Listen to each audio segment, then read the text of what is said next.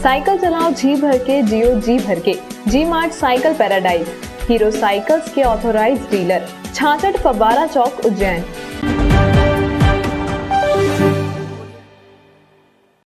नमस्कार, जय श्री महाकाल। न्यूज मालवा के बुलेटिन में आप सभी दर्शकों का एक बार फिर से स्वागत है। आइए नजर डालते हैं आज की कुछ खास बुलेटिन पर।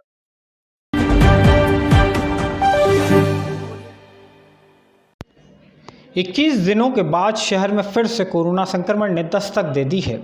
बुधवार रात एक नया मरीज सामने आने के बाद गुरुवार को भी 2 नए कोरोना मरीज मिले हैं। जिले में कोरोना के एक्टिव केस अब 0 से बढ़कर 3 हो गए हैं। इसे जिले में कोरोना की तीसरी लहर के रूप में देखा जा रहा है। पिछले लगभग 1 महीने से जिले में हर रोज औसत 1800 लोगों के कोविड टेस्ट हो रहे थे। 20 दिन से शहर में एक भी नया कोरोना संक्रमित मरीज नहीं मिला। बुधवार शाम एकाएक शाजापुर में पदस्थ एक शिक्षक के कोरोना पॉजिटिव पाए जाने से चिंताएं बढ़ने लगी। गुरुवार को फिर से उज्जैन शहर और नागदा में एक नए कोरोना मरीज सामने आ गए। 1448 टेस्ट रिपोर्ट की जांच से इन 2 मरीजों में कोरोना संक्रमण की पुष्टि हुई है। कोरोना मरीजों की संख्या में लगातार कमी आने के बाद स्वास्थ्य विभाग और जिला प्रशासन ने अस्पतालों में कोरोना संक्रमित मरीजों के लिए रिजर्व बेड भी कम कर दिए थे। फिलहाल जिले के कोविड हेल्थ सेंटर में 147 और कोविड केयर सेंटर में महज 20 ही बेड आरक्षित हैं। 2 दिन में सामने आए 3 नए मरीजों में से 1 मरीज कोविड हेल्थ सेंटर में भर्ती है, जबकि 2 मरीज होम आइसोलेशन में हैं। आइए अब आपको जिले में वैक्सीनेशन की स्थिति की भी जानकारी दे दें। जिले में फिलहाल 9,81,494 नागरिकों को कोरोना रोधी वैक्सीन का पहला डोज लग चुका है। 2,02,472 नागरिकों को पहला और दूसरा दोनों डोज लग चुके हैं। जिले में अब तक 60% लोगों को पहला डोज लग गया है। 18 से 44 साल उम्र के 5,66,477 युवाओं को पहला और 2,07,942 को दोनों डोज लग चुके हैं। 45 साल या उससे अधिक उम्र के 3,79,297 नागरिकों को पहला और 1,49,609 को पहला और दूसरा दोनों डोज लग गए हैं। 802 गर्भवती महिलाओं को भी वैक्सीन का पहला डोज लगाया जा चुका है।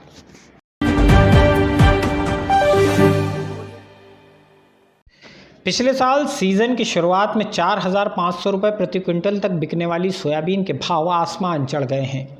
सोयाबीन सीजन के अंत में 2 गुना दाम पर पहुंच गई है। जिन किसानों ने इसका स्टॉक रखा, उन्हें अब मंडी में 9 से 10 हज़ार रुपये प्रति क्विंटल के भाव मिल रहे हैं।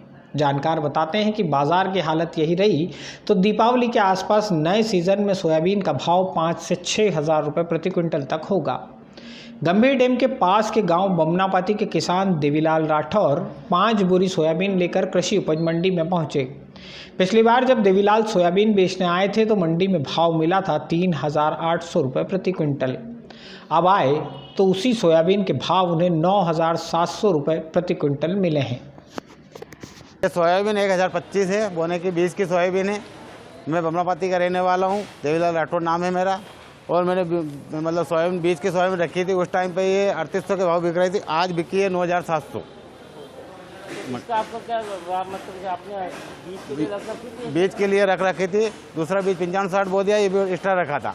उसके बावजूद अब भाव लेके आया हूँ तो आज ये भाव अच्छा भाव मिला मेरे को। अभी कितना माल लेके आया था? 5 बोरे लेके आया मैं। ये तो हम अपने किस्मत की बात की, भाव बढ़ गया, नहीं तो इससे कम भी जाता है हमारा भाव। उज्जैन मंडी में पिछले कुछ दिनों से हर रोज 2 से 2,5 हज़ार बोरी सोयाबीन की आवक है और सभी को भाव पिछली बार की तुलना में 2 गुने मिल रहे हैं। दरअसल वैश्विक स्तर पर पिछले कुछ दिनों से सोयाबीन की डीओसी की डिमांड और उसके दाम में उछाल आया है।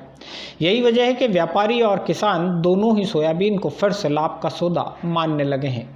वर्तमान में विदेशी बाजार काफ़ी तेजी के कारण सोयाबीन के भाव सीजन से अभी तक करीब 2 गुना हो चुके हैं। सीजन में 4 से 4,500 रुपये क्विंटल बिकने वाली सोयाबीन वर्तमान में 9,500 से 10,000 रुपये क्विंटल बिक रही है।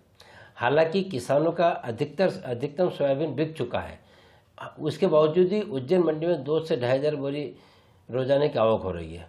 उन किसानों को वर्तमान में 9,500 से लेकर 10,000 रुपये क्विंटल तक बिका है।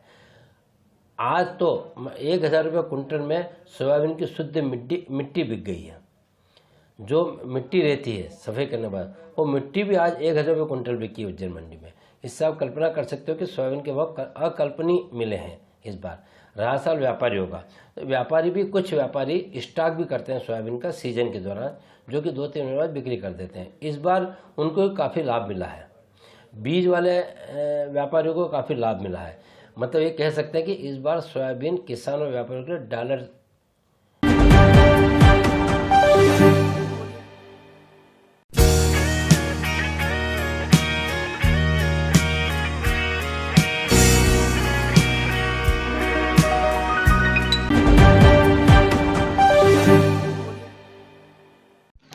महाकालेश्वर मंदिर में आने वाले सोमवार से केवल वे ही दर्शनार्थी प्रवेश कर पाएंगे जो प्री बुकिंग करा के आएंगे। जो पहले से बुकिंग नहीं कर पाएंगे वे महाकाल के दर्शन भी नहीं कर पाएंगे। यह व्यवस्था बहुत ही सख्ती के साथ लागू होगी। एक और ख़ास बात, दर्शन के लिए वैक्सीनेशन सर्टिफिकेट या 48 घंटे पहले की कोविड नेगेटिव रिपोर्ट होना भी ज़रूरी होगा। महाकालेश्वर मंदिर में पिछले सोमवार को जो कुछ हुआ उससे सबक लेने के बाद जिला प्रशासन ने अब प्री बुकिंग वालों को ही प्रवेश देने का फैसला किया है। शुक्रवार को महाकालेश्वर मंदिर प्रबंध समिति की बैठक में यह निर्णय हुआ है। सोमवार सुबह 5 बजे से मंदिर में आम लोगों के लिए पट खोल दिए जाएंगे। दोपहर 1 बजे तक श्रद्धालु मंदिर में दर्शन कर सकेंगे। इसके बाद दोपहर 1 से शाम 7 बजे तक आम दर्शनार्थियों का मंदिर में प्रवेश बंद रहेगा। शाम 7 से रात 9 बजे के बीच फिर से आम दर्शनार्थियों को मंदिर में प्रवेश मिलेगा।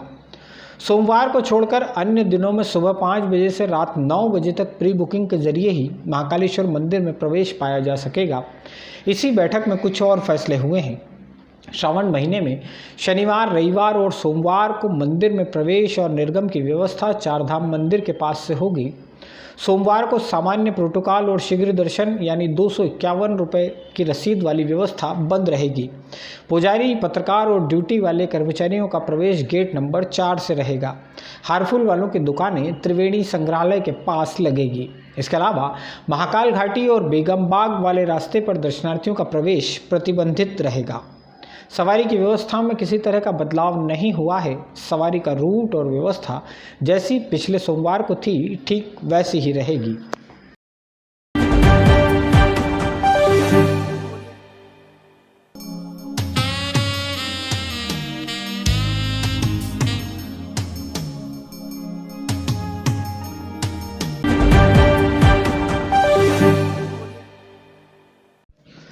गुरु नानक अस्पताल से जुड़े 2 वीडियो पिछले 2 दिनों से जिले में सोशल मीडिया पर खासे वायरल हो रहे हैं। किसी की प्रतिक्रिया है बच्चे का पिता बिक गया, किसी की प्रतिक्रिया है अस्पताल प्रबंधन खराब है। सोशल मीडिया पर बेतरतीब तरीके से वायरल होने वाले इस तरह के वीडियो की सच्चाई जाने बिना हम अपना मानस बना लेते हैं, जबकि हकीकत कुछ और ही होती है। फरीगंज स्थित गुरु नानक अस्पताल के बाहर अपने बच्चे के पेट के टांके दिखाकर लोगों को अस्पताल की बुराई करते हुए इस शख्स का वीडियो आपने भी फेसबुक या व्हाट्सएप पर देखा होगा। नहीं देखा तो अब देखिए। अब यहाँ पर मैंने डॉक्टर से यहाँ पे कंसल्ट किया है, तो डॉक्टर कहना चाह रहे हैं, डॉक्टर का कहना ये पड़ रहा है कि हम यहाँ पर इस बच्चे की दोबारा टाँके ना लगाकर केवल ऊपर से ड्रेसिंग कर देंगे और ये अच्छा हो जाएगा। और देखिए, मैं आप यहाँ से साफ कहना चाह रहा हूँ कि अब मैं मेरे बच्चे का आगे का इलाज इस अस्पताल में तो नहीं कराऊंगा, क्योंकि उन्होंने पहली बार का ऑपरेशन बिगाड़ दिया है, दूसरी बार मेरे बच्चे को हाथ नहीं लगाने दूंगा। मैं ये कहना चाह रहा हूँ कि डॉक्टर ने, अस्पताल प्रबंधन ने तो मुझसे बहुत पैसा खींच लिया और वो मैंने दिया भी, है ना, क्योंकि बच्चे के लिए जितना लगना था मैंने दिया, लेकिन ऑपरेशन इन्होंने बिगाड़ दिया। मैं मेरे बच्चे का अब ऑपरेशन, मेरे बच्चे का आगे का इलाज जहां करवाऊंगा, जिस भी अस्पताल में कराऊंगा, उस अस्पताल का आगे का जो बिल है वो गलती के रूप में अब ये अस्पताल भरेगा। जिस शख्स के मन की भड़ास आपने सुनी उसका नाम सचिन कटानरे है। गोपालपुरा में रहने वाला सचिन टीचर है, कोचिंग पढ़ाता है। अब इसी सचिन का एक और वीडियो देखिए, इसमें वह इसी अस्पताल प्रबंधन की तारीफ करते नहीं थक रहा। 7 दिन पहले, 9 दिन पहले 13 जुलाई को हम हमारे बच्चे श्रेयस कटाने को, जो कि 5 साल की उम्र का है, उसे हम गुरु नानक अस्पताल में, उज्जैन स्थित गुरु नानक अस्पताल में लेकर आए थे। 7 दिन पहले मेरे बच्चे की प्रॉब्लम ये थी कि इसको आंतों में इन्फेक्शन हो गया था, जिसकी वजह से प्रॉब्लम बहुत क्रिटिकल हो गई थी। कई सारे अस्पताल में भटक गया, सारे अस्पतालों ने मना कर दिया था कि ऑपरेशन ही एकमात्र इलाज है। फिर मुझे किसी संस्था से, बहुत बड़ी संस्था से, उज्जैन की बहुत बड़ी संस्था से ये रेफरेंस मिला कि यार इलाज कराना है बच्चे का, तो केवल उमेश जेठवानी सर जो गुरु नानक में बैठते हैं, केवल उन्हीं से इलाज कराएं, वही विश्वास पात्र इलाज कर पाएंगे। तो मैंने बस आ गया मैं गुरु नानक अस्पताल में। यहाँ पर मुझे सर के ऊपर पूरा ट्रस्ट था। आप में से जिसने भी ये दोनों वीडियो देखे उनमें से अधिकांश ने गलत ही आकलन निकाला। हकीकत क्या है हम आपको बताते हैं। दरअसल जिस वीडियो में सचिन गुरु नानक अस्पताल प्रबंधन और यहाँ के डॉक्टर की तारीफ कर रहा है वह वीडियो 22 जुलाई का है। तब सचिन के अस्पताल प्रबंधन ने मदद की थी, इसलिए उसने इसकी तारीफ की। इसके बाद जब वो अपने घर चला गया, बच्चे के टांके ठीक नहीं हुए और 7 दिन बाद जब वो वापस लौट कर आया तो 29 जुलाई को दोबारा गुरु नानक अस्पताल में उसने अपने मन की भड़ास निकाली। वास्तव में सचिन कटानरे का बेटा अब भी इसी अस्पताल में भर्ती है और यहीं के डॉक्टर उसका इलाज कर रहे हैं। ये ठीक वैसा ही मामला है जैसा बाबा के ढाबा का था। कभी तारीफ कभी भड़ास। सोशल मीडिया पर बनती बिगड़ती बात पर अपनी राय कायम कर लेना एक मानसिक रोग है। अच्छा होगा इस तरह के उदाहरण जब भी आपके सामने आए उन पर अपनी राय तो कतई नहीं बनाए।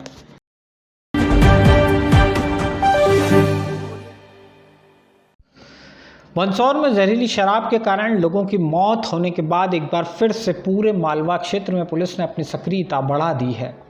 जहरीली शराब के कारोबार से जुटे लोगों की कुंडलियां खंगालने और उनके खिलाफ प्रभावी कार्रवाई करने के लिए अब हर जिले में अलग सेल गठित होगा। उज्जैन आईजी योगेश देशमुख के कार्यालय पर इंदौर और उज्जैन दोनों ही संभाग के सभी एसपी इकट्ठा हुए। इन अधिकारियों ने पूरे मालवा क्षेत्र से अवैध शराब कारोबारियों को नेस्तनाबूद करने की प्लानिंग की। तय किया गया मालवा के हर जिले से अवैध या जहरीली शराब से जुड़े मामलों की जांच के लिए अलग से सेल गठित किया जाएगा। इस सेल में पुलिस के अलावा दूसरे भी विभागों के अधिकारी शामिल होंगे। उज्जैन तो अवैध शराब के मामले में भुक्तभोगी रहा है। पिछले साल के अंत में हमारे जिले में जहरीली शराब से 14 लोगों की मौत हो चुकी है। आईजी योगेश देशमुख ने अवैध शराब कारोबारियों के खिलाफ शुरू होने वाले ऑपरेशन की जानकारी मीडिया कर्मियों के साथ साझा की। एक स्ट्रैटेजी हम लोग तय कर रहे हैं, इसमें अन्य विभागों का भी बहुत सारा रोल है। आने वाली मीटिंग में उन सबको भी आमंत्रित करके पूरे मामले को समझा जाएगा और हर जिले में एक सेल गठित किया जा रहा है और दोनों आईजी ऑफिसेज इंदौर और उज्जैन वहाँ भी एक सेल गठित किया जा रहा है। एक एल फाइल्स खुल रही है, हर एक ज़िले में एल फाइल खुलेंगी और जितने भी ऐसे जहरीली शराब कांड को अंजाम देने वाले लोग हैं और उन सभी के स्रोत, सभी के बारे में इंटेलिजेंस इनपुट, सभी की कार्यप्रणाली के बारे में पूरी जानकारी एकत्रित की जाएंगी और एक कोऑर्डिनेटेड अप्रोच और कोऑर्डिनेटेड इन्फोर्समेंट आने वाले समय में इसको अमली जामा पहनाया जाएगा। इसके खात्मा करने के लिए अधिकतम तालमेल के स्तर पर हम कैसे कार्रवाई कर सकते हैं, क्योंकि पुलिस की एक थाने की और अलग अलग जोनों की सीमा हो सकती है, लेकिन अपराधियों के अपराध की कोई सीमा नहीं होती है। इसलिए पुलिस भी एक अंतर विभागीय स्तर पर और साथ ही साथ पुलिस की विभिन्न टीमों के बीच में कैसे एक समन्वय, एक तालमेल के साथ इस पर अधिकतम कड़ी कार्रवाई सुनिश्चित कर सके, इसके लिए आज बैठक हुई जिसमें बहुत सारे सुझाव आए हैं। आने वाले दिनों में हमें पूरी उम्मीद है कि इसके बहुत ही सकारात्मक परिणाम सामने आएंगे।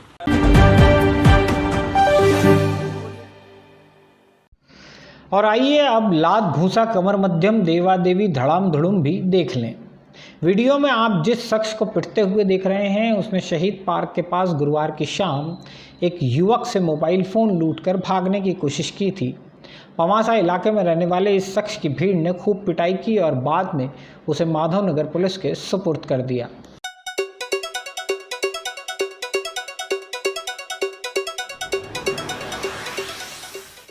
शहीद पार्क है, वहाँ पास में लगे हुए एरिया में एक लड़का था जो किसी का मोबाइल छीन करके भागने के प्रयास में था।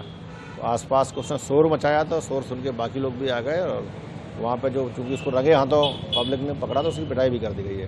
पुलिस इस पूरे मामले में जो कानूनी कार्रवाई वो कर रही है।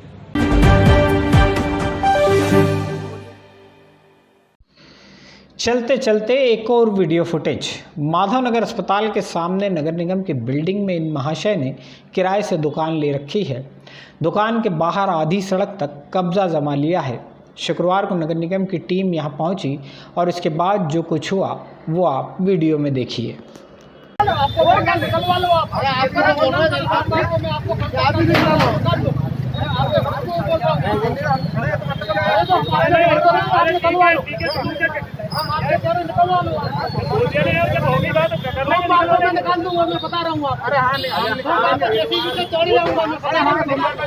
जेसीबी तक कहाँ तोड़ रहे हो यार तुम? यार तोड़ो ना यार, अभी तोड़ो ना हमको। यार मगजमारी कर रहे हो यार, भोकट की यार। तुम दिखा नेतागिरी यहाँ पर, भोकट की क्या? भोकट की नेतागिरी मत दिखाओ यहाँ पर। नेतागिरी अपनी सड़क पर इनको चूंकि दुकान आवंटित है विधिवत, लेकिन सड़क तक साइड लगा लिया और व्यवसाय कर रहे हैं सड़क तक फैल के। तो रोड की ये ट्रैफिक में बाधित होने के कारण इसको अभी हम हटवा रहे हैं। आज के बुलेटिन में फिलहाल इतना ही। अगला इनकम में फिर होगी मुलाकात नए बुलेटिन के साथ। तब तक के लिए जय श्री महाकाल।